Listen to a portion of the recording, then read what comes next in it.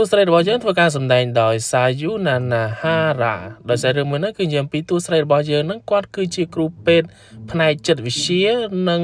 មនោគមវិទ្យាដែលអាចសណ្ដំមនុស្សនឹងឲ្យទីប្រឹក្សាយោបល់ទៅទៅនឹងផ្នែកផ្លូវចិត្តអីចឹងណាក៏ប៉ុន្តែការព្យាបាលតួស្រីយើងហ្នឹងវាចម្លែកប្លែកក៏គេដោយការ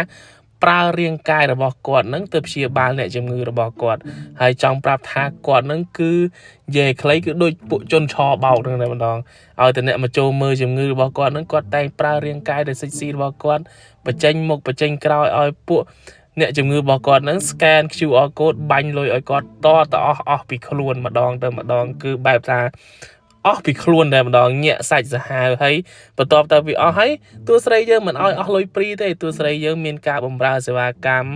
នឹងហើយបំបត្តិឲ្យបែបថាបែកទឹកខ្ចាយទ្រុលញាក់សាច់ហើយដល់ទៅពេលបានលុយមកតួស្រីយើងក៏មិនយកទៅណាដែរសប្បាយហឺហាជាមួយនឹងអាប្រុសក្មេងសង្សារតួស្រីយើងអីចឹងណា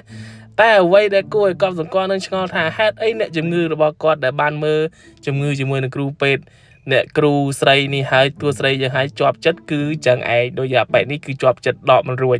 អសពស្វ័យលុតចូលឡើងគឺជាលេខកូដកុំភ្លេចទៅ search មើលទៅមិនខកអំណងរៀងអែមសាហាវញាក់សាច់បែបធម្មជាតិហើយបើចូលចិត្តកុំភ្លេចចុច like ចុច follow ឲ្យផងទៅ search មើលមិនខកអំណងអែម